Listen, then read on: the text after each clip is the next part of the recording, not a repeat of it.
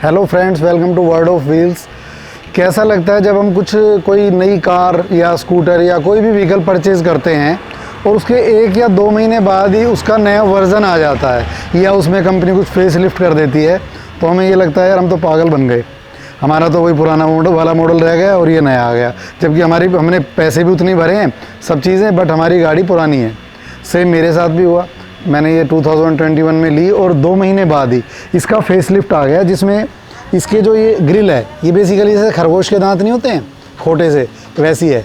जबकि जो नई अभी जो होंडा अमेज है उसकी काफ़ी स्मार्ट है और इवन काफ़ी होंडा सिटी से काफ़ी हद तक वो सिमिलर है। तो अभी फिर क्योंकि 6-7 महीने इसको हो गए हैं तो कुछ बम्पर में स्क्रैचेस वगैरह आ गए हैं, नीचे से लग भी गई है। क्योंकि आपको पता ही हमारा ट्रैवल का काम है तो बहुत ज़्यादा हम हिल्स पे ट्रैवल करते हैं तो रास्ते ख़राब होती हैं, तो ये नीचे से काफ़ी टच हो गई है। और जैसा कि पीछे भी अगर मैं बम्पर की बात करूँ तो बिल्कुल मेरा स्क्रैचलेस बम्पर था। एक एक्टिवा में अंकल जी आए और उन्होंने यहाँ पे हिट किया, ये क्रैक ही कर दिया उन्होंने।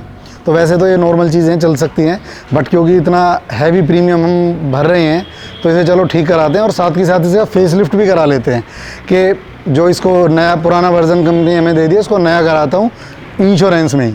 और कैसे क्या इसमें एक्सपेंसेस आएंगे और किस तरह से मैं इसको कराऊंगा और इसके बाद अभी कैसी दिख रही है और फिर कैसी दिखेगी, पूरा मैं आपको दिखाऊंगा। तो इसके बाद 4 दिन का उन्होंने मुझे टाइम दिया है, तो 4 दिन बाद नेक्स्ट शूट होगा। तो चलिए चलते हैं।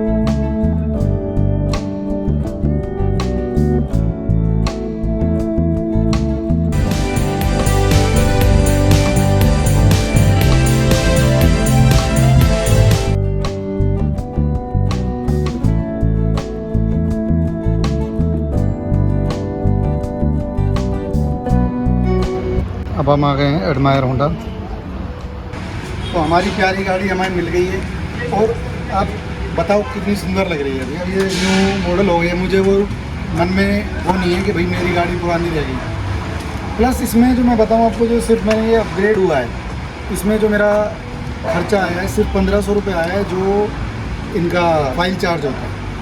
अदरवाइज़ जो मेन एक्सपेंस आया है वो आया है सर्विसेज में। ये सारे पार्ट ओरिजिनल कंपनी फिटेड है, ऐसा नहीं है कहीं से लोकल है, पूरा कंपनी में काम हुआ है। प्लस दोनों बम्पर इसमें न्यूली चेंज्ड हैं, वो आपको मैं दिखा देता हूँ।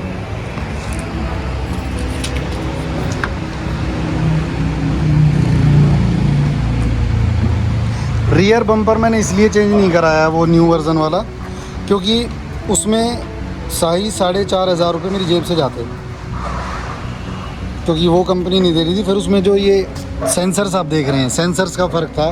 सेंसर के जो होल्स थे उसमें छोटे हैं, इसमें बड़े हैं। तो ये इशू था कि शायद उन बम्पर्स में ये सेंसर ना लगें, और अगर ये सेंसर नहीं लगते तो फिर खर्चा और ज़्यादा बढ़ जाता। तो साथियों, अब हम वर्कशॉप से बाहर आ गए हैं, घर के थोड़ा पास पहुंच भी गए हैं। तो अब मैं बात करता हूं डिटेल में थोड़ी सर्विस की, क्योंकि ये 1 साल के बाद जो 20,000 किलोमीटर की सर्विस होती है 20,000 वाली, ये मेजर सर्विसेज होती हैं 20-40,000 वाली। इसमें मैक्सिमम पार्ट्स चेंज होते हैं। जैसे अभी इसमें जो एक्स्ट्रा पार्ट अगर मैं कहूँ तो डीजल फिल्टर मेरा चेंज होना था, जो कॉस्ट करता है अराउंड 1100 रुपीज़। और क्योंकि हमारी रनिंग ज़्यादा है और क्योंकि हिल्स वगैरह पे ज़्यादा रनिंग है, तो नॉर्मली होंडा के जो डिस्क पैड हैं वो चलते हैं इजीली 40,000 चल जाते हैं। बट क्योंकि हमारी थोड़ी ज़्यादा एक्सट्रीम कंडीशंस में चलती है तो 20,000 में थोड़े लो लग रहे थे, तो इसलिए वो भी हमने चेंज करा दिए, जिस वजह से सर्विस कॉस्ट थोड़ी ज़्यादा बढ़ गई है। मेरी सर्विस में जो कॉस्टिंग आई है वो आई है लगभग 11,500 रुपये, जिसमें से 3,800 तो सिर्फ डिस्क पैड ही हैं। तो अब जैसा कि बहुत सारे लोग इसमें ये कहते हैं कि भाई मारुति सुजुकी स्विफ्ट वगैरह के 800-900 रुपीज़ के आ जाते हैं, इनका पार्ट बहुत महंगा है। बट पार्ट के साथ जब आप वो फील आप तभी ले सकते हैं जब आप कोई होंडा या टोयोटा चलाते हैं। तो होता क्या है, होंडा में भी इसमें ऐसा नहीं है कि बाहर नहीं मिलते, इसके ब्रेक पैड वगैरह इसके भी 1,000 रुपये के मिल जाते हैं, 1,800 में आ जाते हैं बाहर, अगर मैं बाहर से ले लूँ। बट उनकी क्वालिटी वो नहीं होती। और एक बार अगर आपने होंडा की किसी गाड़ी में डिस्क पैड बाहर के लोकल लगा दिए तो ना तो आपकी डिस्क बचेगी, ना वो ब्रेकिंग का जो फील है, जो इसका ओरिजिनल एक आप जो गाड़ी पे एक विश्वास होता है जब हम 100 अबव क्रॉस करते हैं या हाई स्पीड में होते हैं या टर्निंग लेते हैं हैवी, जब हम शार्प टर्न लेते हैं हाई स्पीड में, तो वो जो एक विश्वास होता है ट्रस्ट गाड़ी पे, वो हमारा ख़त्म हो जाता है अगर हम पार्ट्स में कॉम्प्रोमाइज़ करते हैं। लोकल शॉप से हम ले लें, ठीक है, मेरे 3,000 रुपये बच जाते, 4,000 रुपये मेरे जो लगे हैं। बट होता क्या है कि जो एक ट्रस्ट होता है जब हम एक्सट्रीम कंडीशंस में ड्राइव करते हैं, वो हमारा गाड़ी पे से विश्वास खत्म हो जाता है, क्योंकि वो उस तरह से ना ब्रेक लेती है ना ही वो परफॉर्म करती है। तो अगर आपको परफॉर्मेंस बेस्ट चाहिए तो हमेशा जो पार्ट है वो ओरिजिनल ही लगाएं। तो ये तो वही हमारी पार्ट्स की बात के पार्ट्स मैं तो हमेशा यही सजेस्ट करता हूँ कि हमें सर्विसेज वगैरह कंपनी में ही करानी चाहिए। और गाड़ी अगर नई है, बहुत ज़्यादा पुरानी है, 7-8 साल हो चुके, तब हम बाहर सोच सकते हैं बाहर जाएं। बट अगर 1-2 साल पुरानी तक भी है, 2-3 साल, तो हमें प्रेफर करना चाहिए कि ऑथोराइज सर्विस स्टेशन में ही काम कराना चाहिए, क्योंकि उससे होता क्या है कि गाड़ी की परफॉर्मेंस बड़ी अच्छी होती है। और सारा खेल, अगर आप एक कार लवर हैं या एक बाइक लवर हैं, मतलब अपनी गाड़ियों से, स्कूटर से प्यार करते हैं, तो आप कभी नहीं चाहेंगे कि परफॉर्मेंस में किसी तरह का आपको समझौता करना पड़े।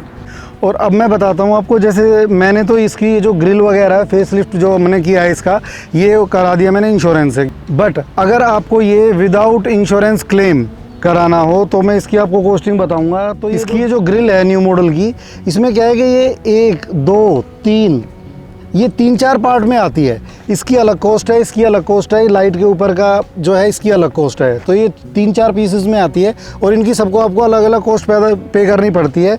पूरे अगर मैं इस ग्रिल की कॉस्ट करूं तो लगभग आती है आपको 6,000 रुपये के अराउंड विद टैक्सेस, अगर आप कंपनी में कराते हैं तो। इसमें अभी ये जो ग्रिल है नीचे वाली, ये भी चेंज होनी है, ये उनके पास उस दिन थी नहीं, आ जाएगी। तो ये इसमें भी थोड़े स्ट्रेट डिज़ाइन है, वो इसमें लग जाएगी।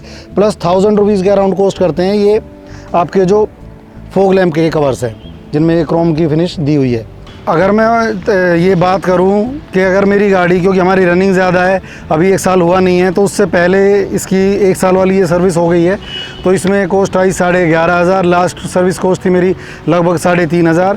तो ओवरऑल मैं अगर लगाऊं तो मेरी अभी जो मैं एज्यूम कर रहा हूं, तो मेरी ये गाड़ी जाएगी 1.5 साल के बाद अब सर्विस होगी, मतलब लगभग 6 महीने बाद। और इसकी गाड़ी की लाइफ लगाऊं तो लगभग 1.5 साल, तो 1.5 साल में कॉस्ट आएगी लगभग 15,000 रुपये मैंने इसकी सर्विसिंग एंड मेंटेनेंस पे खर्च किए हैं, जिसमें कि मुझे बहुत अच्छी परफॉर्मेंस मिली है, माइलेज बहुत अच्छी है।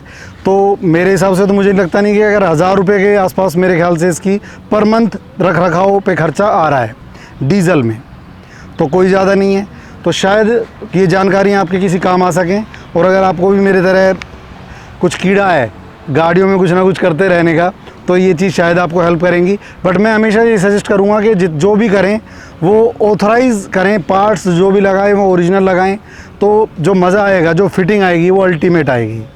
तो वीडियो अगर पसंद आए तो लाइक शेयर करें और सब्सक्राइब करना ना भूलें। साथ में जो बेल आइकन होता है, साथ में घंटी, उसे ज़रूर दबाएं, ताकि नई वीडियो जब रिलीज़ हो तो सबसे पहले आपको नोटिफिकेशन मिल पाए। तो सब्सक्राइब करना बिल्कुल ना भूलें प्लीज़। तो इसी तरह वीडियो बनाते रहेंगे और आपके सामने आते रहेंगे। जय माँ गंगे, हर हर गंगे।